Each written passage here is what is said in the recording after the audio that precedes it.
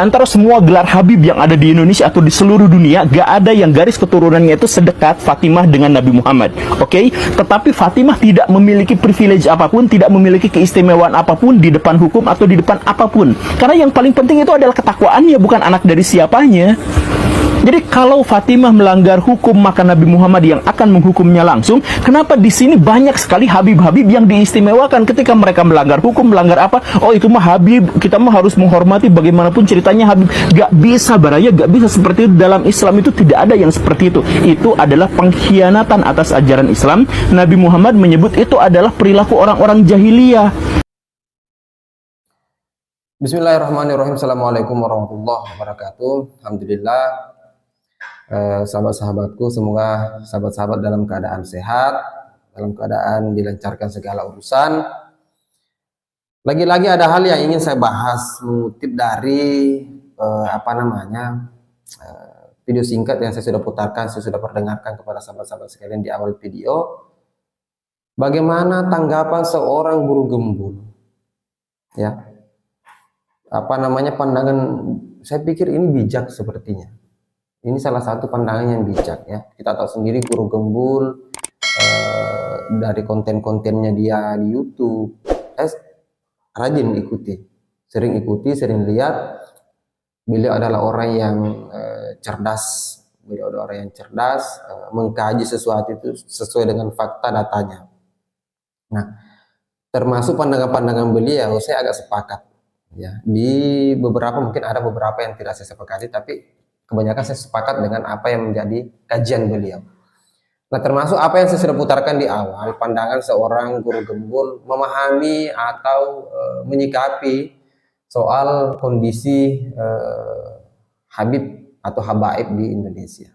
Nah, kalau di beberapa waktu yang lalu perdebatan antara Keimat, Gus Fuad, kemudian siapa lagi, Muda Kori dan lain sebagainya, ya, Gus Abbas. Nah, dengan kelompok-kelompok Balawi, ya, kelompok-kelompok oknum-oknum habaib yang sibuk menyampaikan soal nasabnya mereka tersambung dan lain sebagainya.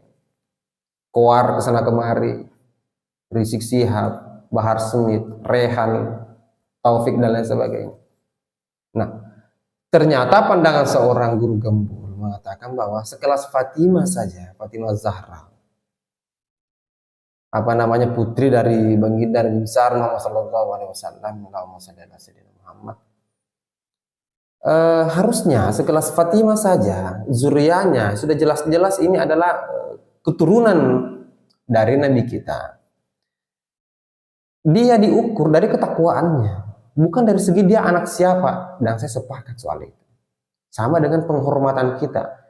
Ada Habib, oknum Habib, beberapa waktu yang lalu, saya tidak tahu bulan lalu atau kapan, mengatakan bahwa satu Habib yang bodoh, yang zalim, itu jauh lebih mulia daripada 70 kiai yang alim. Kalian mungkin sudah pernah dengar itu. Kalimat itu viral di beberapa waktu yang lalu. Teman-teman konten kreator juga mengangkat soal itu. Ukurannya di mana? Ukurannya di mana orang bisa dimuliakan sekalipun dia adalah orang yang zalim, orang yang kemudian tolol, orang yang kemudian banyak melakukan kesalahan. Dia lebih mulia ketimbang 70 kiai yang alim. Itu ukurannya dari mana? Apakah ukuran kemuliaan itu yang jelas dia adalah cucu Nabi, kemudian sekalipun dia melanggar hukum dan lain sebagainya dibiarkan karena kemuliaannya dia? Saya sepakat dengan guru gembul bahwa tidak seperti itu. Bahkan dipertegas oleh guru gembul di cuplikan video itu bahwa ini adalah perilaku-perilaku jahiliyah, perilaku kebodohan atau pembodohan kalau harus dipertegas. Bahwa tidak bisa lagi orang-orang seperti ini dibiarkan. Mereka rasis, mereka menghina pribumi, mereka kemudian muncul di permukaan, kemudian berhadap-hadapan dengan jamaah, dan mendoktrin jamaah agar memuliakan kelompok mereka Ini kita tidak tidak mengeneralkan ya. Kita tidak memukul rata bahwa semua seperti itu. Tapi yang muncul di permukaan seperti itu. Ada Bahar Smith, ada Rizik Syihab, ada Rehan, ada Taufik, ada. Dan ini banyak bermunculan. Dan mereka yang justru memunculkan polemik. Kenapa polemik persoalan rungkapnya nasab Ba'alawi ini tidak selesai? Kenapa? Karena mereka masih seperti itu. Perilakunya mereka belum berubah. Mereka masih koar ke sana kemari, jualan nasab, jualan kemuliaan dan lain sebagainya. Dan banyak yang terdoktrin, banyak yang terpapar, banyak yang terpengaruh, banyak yang kemudian terlalu mengkultuskan Bahar Smith, terlalu mengkultuskan Rizik Syihab, kemudian menghilangkan soal kesalahan dan kemudian ketidaksopanan. Saya pikir jika kita cinta kepada Nabi, jika kita cinta kepada Nabi Muhammad, justru yang harus kita sampaikan adalah, yang harus kita dengarkan adalah orang-orang yang mengaku cucu Nabi, tapi dengan perilaku, dengan akhlak yang sama dengan Nabi. Bukan dengan, ya taulah modelan seorang Bahar Smith ketika di depan jamaah, ketika berorasi, atau ketika dalam pengajian. Tidak ada bedanya. Bahar Smith ketika di pengajian dengan Bahar Smith ketika di lapangan pegang megafon sama kan. Sebenarnya sekelas Bahar Smith itu tidak cocok di pengajian. Harusnya dia turun bersama dengan mahasiswa pada saat demo, kasih megafon, kasih pengeras suara kepada Bahar Smith. Terbiasa dia teriak-teriak seperti itu supaya terlampiaskan. Dia kan kesenangannya begitu. Caranya dia mempengaruhi seperti itu. Dengan bangganya dianggap sebagai singa Allah, singanya Islam, pejuang Islam, pejuang masyarakat miskin dan lain sebagainya. Tidak ada. Jadi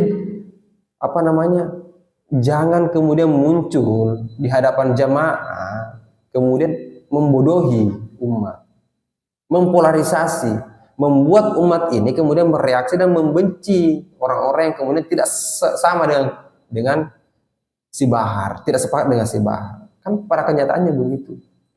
Sama kok dengan konser yang terjadi di tanggal 15 itu. Kalimat yang dikeluarkan oleh Bahar di pengajian itu bagaimana? Kalimat-kalimat yang keluar bagaimana? Sopan enggak? Tidaklah. Itu yang kemudian kita perjuangkan. Dan saya dengan beberapa referensi yang saya dapatkan, baik itu dari Guru Gembul, mungkin dari channel-channel sebelah teman-teman kemudian yang sama sejenis dengan perjuangan saya mengikuti perkembangannya, dan semoga polemik nasab Ba'alawi itu cepat terungkap dan kemudian cepat clear, agar kita bisa memisahkan siapa sih yang betul-betul sebagai cucu Nabi Muhammad, siapa yang kemudian hanya jualan, ya tidak tersambung nasabnya tapi jualan kemana-mana sebagai cucu Nabi Muhammad SAW. Kita tunggu perjuangan Kiai Imad, kita tunggu perjuangan Gus Fuad. Semoga ada hasil ya dari perjuangan tesis Kiai Imad, penelitian Kiai Imad. Dan lagi-lagi saya harus sampaikan di ujung video ini bahwa saya bukan orang yang anti habaib. Ada beberapa sayyid di daerah saya, di tempat saya, mereka orangnya rendah hati, mereka orangnya sopan, mereka akhlaknya bagus, dan saya hormat dengan orang-orang seperti itu. Saya tidak persoalkan mereka. Justru yang saya persoalkan adalah beberapa atau oknum-oknum tertentu yang kemudian muncul di permukaan seolah-olah mereka adalah orang yang paling mulia, si paling punya surga dan lain sebagainya. Ini yang harus kita counter. Agar apa? Agar saudara-saudara kita di luar sana itu bisa tersadarkan, tidak ikut-ikutan, hati-hati. Oke, sahabat-sahabat sekalian, terima kasih. Mungkin itu saja. Akhir kata, wallahul muwaffiq ila aqwamit thoriq. Assalamualaikum warahmatullahi wabarakatuh.